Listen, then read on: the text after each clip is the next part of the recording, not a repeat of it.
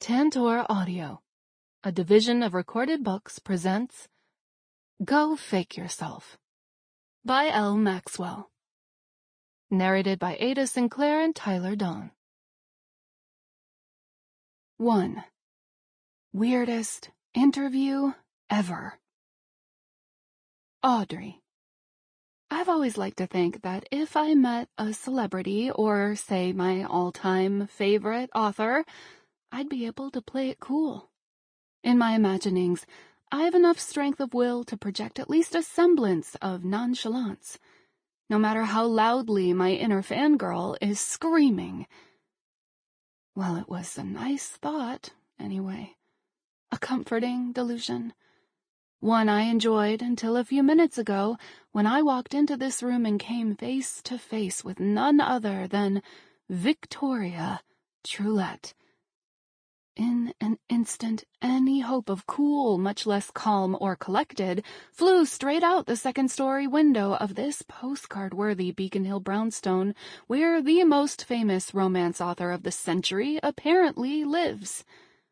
Now I'm seated on a velvet-upholstered chair, across from a sleek black desk, and the woman whose name has been a permanent fixture on bestseller lists for more years than I've been alive. Suffice to say, my level of chill is absolutely zero. It's a pleasure to meet you, Miss Trulette, I stammer, once I've recovered my faculties of speech. Plum-colored lips curve upward in a smile that reaches her pale blue eyes. Despite their frosty hue, her gaze is warm behind the turquoise frames of her cat-eye glasses. An overall aura of approachability emanates from her, which helps mitigate the intimidation factor of her presence, at least a bit. Unfortunately, that factor was so high to begin with, I'm still firmly planted in my current state of totally freaking out. The pleasure is mine, Audrey. Though please, call me Victoria. I'm pretty sure this is what people mean when they talk about having an out-of-body experience. Victoria-Trulette just told me to call her Victoria. Kelly would die if she knew about this. Not that I can tell her, thanks to the series of scary non-disclosure agreements I had to sign prior to this interview. For the first time in 6 months, I'm almost glad my best friend moved to Ireland. If we were still living together, I don't know how I'd manage to keep this to myself. Of course, we both knew there was a chance I'd meet someone famous today, given the nature of the employment agency our friend Jamie works for, which set up this interview. When I caved and let her submit my resume to their applicant pool, Jamie assured me any placement with her firm's high-profile clientele would pay well enough to make the stringent vetting process worthwhile, as well as the anxiety of dealing with all the cloak-and-dagger tactics. As a junior agent, even Jamie wasn't privy to information about what I'd be walking into today, meaning I showed up to the interview equivalent of a blind date knowing absolutely nothing about either the identity of my prospective employer or the job I'd be interviewing for. Well, now I have the answer to the former. As for the latter, that remains to be seen. Tell me, what brings you here today? Victoria asks. Truly the million-dollar question, because really, what kind of crazy person even puts themselves in this situation? A desperate one, that's who. But of course I can't exactly say that to Victoria-freaking-Trulette. Nope, not over the starstruck-itis. I recently left my last job. I trail off, still struggling to calm my racing nerves enough to form full sentences. Your position as a personal assistant for the attorney? Victoria asks, peering down at a copy of my resume. Yes, I reply, trying not to cringe at myself for the lack of eloquence. I worked for Mr. Simmons for about a year. I hold my breath, hoping she won't ask why I left. It's not like I'm about to tell her my old boss was an insufferable bully I only worked for because I couldn't find a job in my field after graduation, or that I'm ashamed of myself for staying so long in a position in which I was overqualified, underpaid, and very underappreciated. There's definitely no way I'm going into that day a month ago when I quit on the spot, leaving behind my steady salary along with any chance at a positive reference in an uncharacteristic moment of spontaneity. It was the only reckless act of my life. Until today. Go on, Victoria encourages. Those eyes have yet to leave my face full of patience. Well, I've had some trouble finding a new job, so my friend who works at the recruitment agency suggested I submit my resume. I suppose I thought, why not? Way to sound like an intelligent go-getter, Audrey. A familiar ache rises, shame threatening to pull me under as it does whenever I think about my failures. Unlike my friends, who are thriving in careers they love and settling into long-term relationships, I'm no further along as a successful adult than when we graduated from college a little over a year ago. With a mental slap, I yank my mind back to the present. I cannot afford to get lost in my head right now. I need this job. The failure I'm failing is nothing compared to what will happen if I mess up this interview. Moving back to Florida to live with my mother would be the equivalent of sounding the death knell for my independence. My spine straightens at the reminder, resolve shooting through me. My answers to Victoria's subsequent queries are far more poised, and I finally start to settle into the interview with a bit of confidence. Until she veers away from the safe topic of my time at Boston University in a turn so drastic it has me choking on air. Pardon me, ma'am, would you repeat the question? Surely I misheard her, because there's no way she just asked me about my dating history, right? I want to know about you, not just what I can learn from this. The piece of paper holding my resume makes a flapping sound as she waves it in the air. So, let's talk about relationships. I want to hear everything. Dating, formal partners, casual sexual encounters, etc. Lord help me. Victoria-Trulette, the woman dubbed the Queen of Spice by her fans, actually wants to hear my romantic resume. I'm uncomfortable discussing such matters even with my friends, so this conversation would be awkward no matter what. But with her?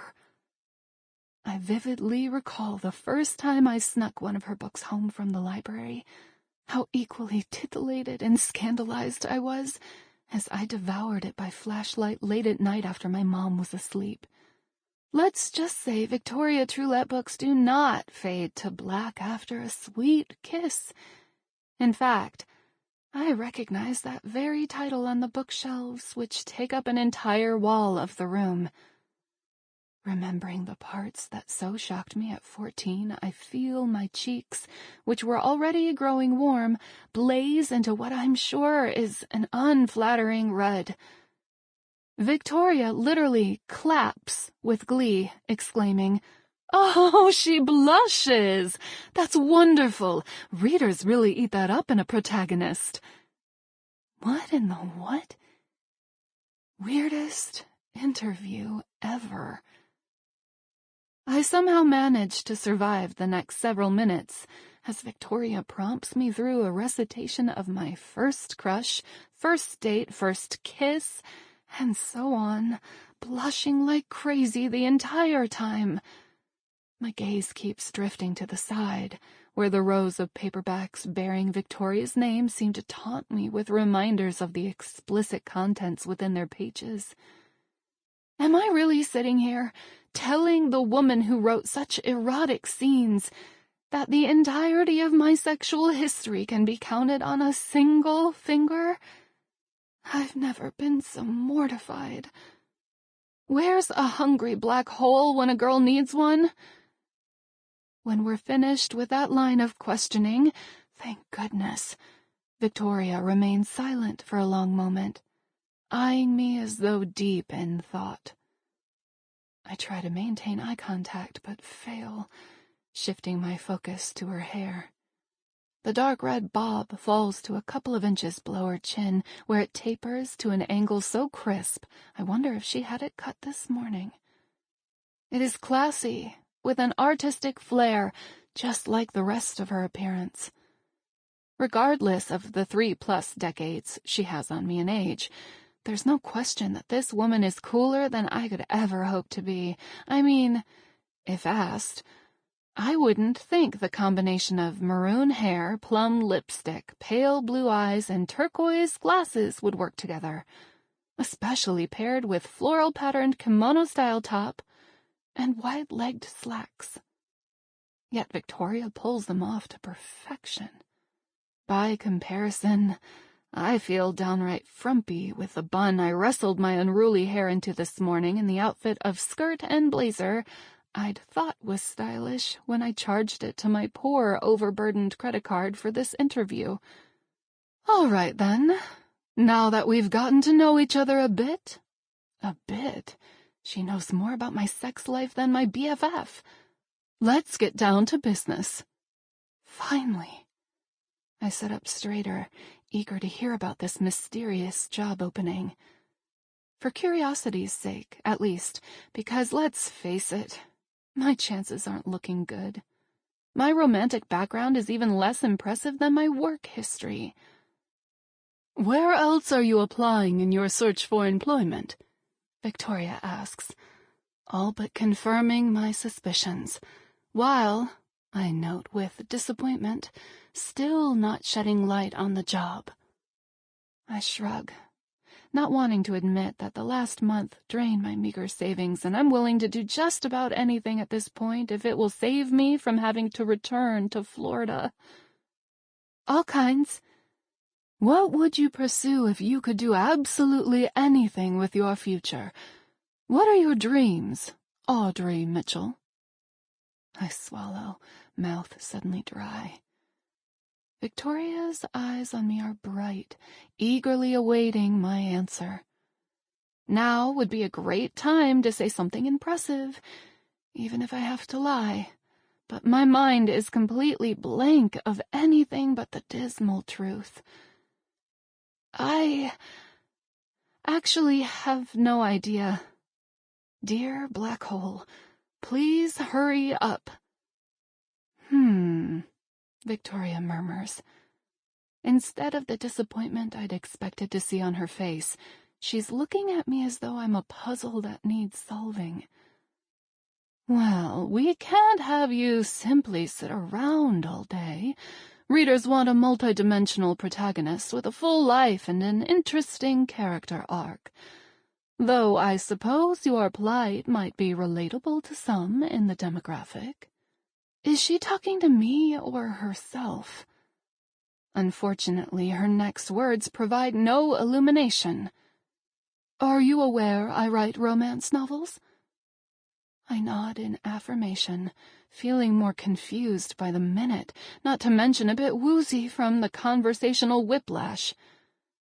Do you know how difficult it is to devise a truly fresh fake relationship scenario? Fortunately, she doesn't wait for my answer, as I don't have one. It's nearly impossible. The trope is immensely popular, meaning it's all been done already. In some cases, not simply done, but arguably overdone. Now, I'm not casting judgment. I, too, find myself hard-pressed to innovate on the theme, beyond the standard scenarios.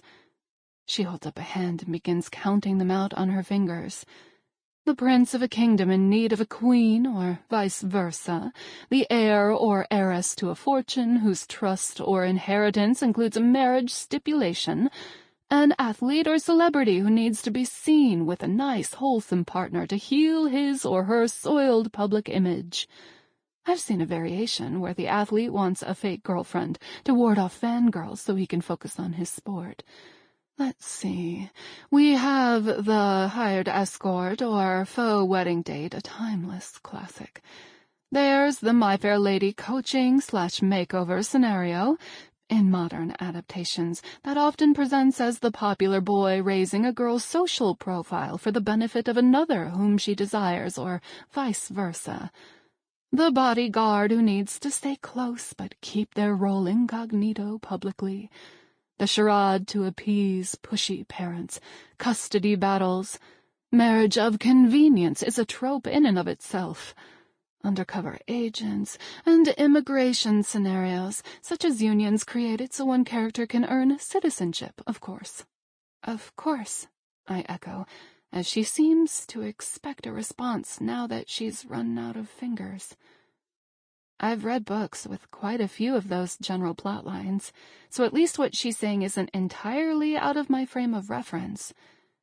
Still, I have no idea why she's telling me all this. So you see, it's terribly difficult to come up with something readers haven't seen before. Yet there's a singular satisfaction to being the first to explore new territory. A product of ego, perhaps, but true, nonetheless. And I do so enjoy a challenge. When she pauses, I finally ask the question that's been on the tip of my tongue since I arrived. Miss Trulette, Victoria, may I ask, what exactly is the job we're talking about? She beams, appearing delighted with herself. I find myself in a fortunate financial situation, gratuitous, even, and I've had some difficulty coming up with a compelling idea for my next release. So, I thought, why not make use of that prosperity to contrive my very own fake relationship scenario, then gain inspiration from real life as I watch it play out? And the job? Well, isn't it obvious? She pins me with eyes that are intent and expectant, waiting for me to connect the dots. Seconds pass, but no aha moment occurs. From where I sit, there is nothing obvious about any of this. Victoria eventually sighs, as though by needing it spelled out for me I've spoiled some of her fun. Audrey, darling, I'm going to pay you $20,000 to be in a fake relationship for the next 2 months, and then I'm going to write a book about it. 2. Color me skeptical. Walker. She's got to be shitting me. The words almost pop out of my mouth, but this is still a job interview, so I manage to censor myself. You're kidding, right? Victoria's crystal blue eyes are all kinds of mischievous. She's kind of a fox, honestly. I've never been into older women, especially ones with big-ass diamonds on their fingers. But there's no denying the woman has presence. Oh, I assure you, I am very serious. 2 months, 20 grand? That's correct. Damn. Foxy or not, this lady might be certifiable. My old high school buddy Craig did say the gig was weird when he mentioned an opportunity for fast cash had come across his desk. Craig's some kind of hotshot executive at a recruitment agency nowadays, and a few weeks back I met him downtown with the shirts he ordered for his company's intramural softball team. After losing his shit over my kick-ass designs, he asked why I'm not doing my screen printing thing full-time, which led me to explaining I didn't have the funds, and here we are. Wonder if that non-disclosure I signed means I can't tell him weird was a major understatement. But $20,000. I know guys who have done a lot weirder things for a lot less of a payout. So you want me to be some girl's pretend boyfriend? What does that mean exactly? It's quite simple. For a duration of 60 days, you and Audrey, your female counterpart, will need to convince the rest of the world, including your family and closest friends, that you are in a genuine, committed relationship, I have a series of tasks and challenges for you to complete while playing that role, while I observe and gather your impressions on the experience, all of which I will fictionalize and, with luck, turn into the next sensational bestseller. I shove a hand into my hair and tug, before remembering about the shit I put in it to make myself presentable for this interview. As I remove my fingers, I can already feel the strands resuming their usual MO of haphazard flopping, though stiff from the gel. I probably look like a psycho porcupine. Whatever. Nothing I can do about it now. Okay, time to get my head in the game. Yeah, this whole thing is next-level nuts. But if playing along with Victoria's little experiment is what it will take to finally quit working at my dad's auto shop and make a go of my business for real, fulfill my lifelong dream of earning a living with my art, I guess I can chill in the weird lane for a couple of months. Of course, for the duration, you'll need to move into the condo I've arranged for you two. Hold up. Wait one fucking minute. In my mind, a cartoon roadrunner screeches to a halt so fast he burrows 4 feet into the ground. You want us to live together? Victoria's nod is serene, as if this little tidbit she's just thrown out isn't a pretty hard non-starter. Oh yes, cohabitation is essential. Forced proximity brings things to a head more quickly and creates tension that readers find particularly enticing. I'm halfway out of my seat, ready to hightail my ass out of here, away from this crazy job and whatever brings things to a head means. I exhale hard and sit back down. After all, I've got 20,000 reasons to stay put. Picturing how pissed Dad will be when I succeed because of my art, a waste of time, he's always said, lends some extra sticking power to keep my ass glued to this chair. What's your endgame here? I ask Victoria. It feels like I'm missing something. What are you expecting to happen? She smiles again. So glad I amuse you, lady. I have been blessed with success in my life and have the money to spare, so I decided to put it to use, injecting a little reality into the fake relationship concept. I want to write a book inspired and informed by real life, and see how it differs from fixed expectations based on fiction. As for what I want from you, she's not winking at me, but she might as well be with that glint in her eyes. Well, of course it would be ideal for you and Audrey to fall in love. Readers do enjoy their happily ever afters. My left brow, the one I can move independent of the other, yeah, it's badass AF, quirks at her. Color me skeptical. That isn't to say, Victoria goes on, that I expect you to fall in love, nor do I want you to fake it. I consider it my job to cultivate the environment and provide opportunities, and all I want you to do is be yourself. You will only be required to pretend while in public, where, as I mentioned, it is imperative to convince the people in your life that you and Audrey are truly dating. If I were a better man, now is probably the time I'd speak up and clue Victoria into the fact that if she's looking for a love match, I am not her guy. I've had one serious girlfriend, and I fucked that up without even trying, ruining a long-standing friendship in the process. Since then, I've dated, sure, but never cared enough to take things beyond the casual. And honestly, it doesn't feel like I'm missing anything. Relationships are a whole lot of stress and responsibility I don't need or have time for. I've got plenty of that shit in my life already, and my family takes priority. Short story, if Victoria wants me to fall in love, there's a 100% chance she'll be disappointed. But I'm not that good of a guy. I'm also no stranger to disappointing people. Just ask my dad. I sense that you're a young man who values direct communication, so I will be frank with you. I went through a difficult period a few years back, and the book I managed to produce during that time was not well received by readers or critics. While, as previously mentioned, I've had the fortune to enjoy a long, fruitful career, Public favor is a fickle beast. One failure is all it took for speculation to arise that I've lost my touch, and illicit calls for me to step aside and allow the next generation to take it from here. The faceless masses do so revel in watching public figures fall from grace. Victoria leans forward, elbows perched on her classy black desk. I bend forward too, drawn in by the magnetic force of her energy.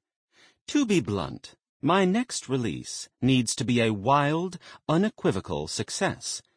I may be getting up there in age, but I'm far from ready to be put out to pasture. I plan to prove it. I admire the fire in her eyes. Perhaps more than most, I relate to the need to prove yourself, to face the haters, to refuse to go down without a fight. I've known Victoria less than an hour, but damn if I'm not already rooting for her to give them hell. Compelling as her war cry may be, I need to keep my head and remember why I'm here. Back to this job. What's the catch? She's right. Blunt is my style. Are you going to be living there with us? Will there be cameras, mics? This won't actually turn out to be one of those reality TV shows. Victoria's looking at me like she's kind of impressed. Yeah, I may be a big guy who works on cars, but I've got a brain too. I even got into college. I just chose not to go. Chose being a generous fucking word for that situation. But I try to avoid moseying down that particular pothole-ridden memory lane. I can assure you it is not a TV show. There must be some level of monitoring in place so I can observe, but I promise to respect your privacy as much as possible. My lawyer and I have drawn up a full contract detailing everything, which she is finalizing as we speak. I am open to negotiation if there's anything in that document that makes you uncomfortable. Can we nix the living together thing? I ask immediately. No. Her response is no nonsense, but she's smiling at me like I'm an amusing little boy. To her, I guess I am. Now, before you ask any further questions, I need you to answer one of mine. Will you accept the job? You haven't offered it to me yet, I say, surprised. I figured there were other candidates. Consider this my official extension of an offer. There were other candidates, she admits, voice dropping conspiratorially. But I'm quite taken with you. That roguish smile, the quick humor, not to mention you've got the rugged mountain of a man look down to a T. What are you, 6'3"? I'll need all those stats. We do so love a rough-around-the-edges hero with an artist's soul. Aw, shucks, Vicky. You don't gotta flatter me. The money'll do just fine. I bust out some of the North Shore accent I usually tone down. That's North Shore, by the way. Is that a yes, then? Fuck it. How hard could it be? I think I'd be an idiot to say no for this kind of payday. Don't think I won't read through that contract, though. I'm gonna make sure there's no funny stuff hidden in there. But if it's what you say it is, then yeah, I can be your guy. 3. This is really happening. Audrey. This agreement, made between Miss Victoria-Trulette, hereinafter referred to as V. Trulette, Mr. Walker Garrison, hereinafter referred to as male MC, and Miss Audrey Mitchell, hereinafter referred to as U, or female MC.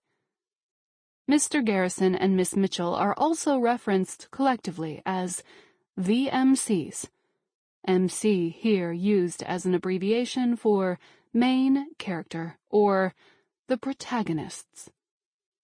The parties hereto mutually agree as follows. 1. Description of employment.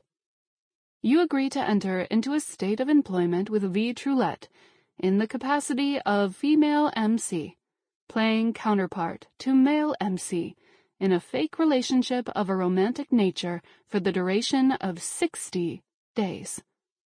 The primary objective of this role is to convince all outside parties, here defined as all persons other than male MC, female MC, V. Trulette, and such others explicitly identified by V. Trulette, of the legitimacy of this relationship.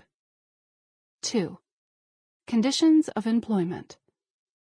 Additional conditions and expectations of this role include, but are not limited to, A. For the Sample complete. Ready to continue?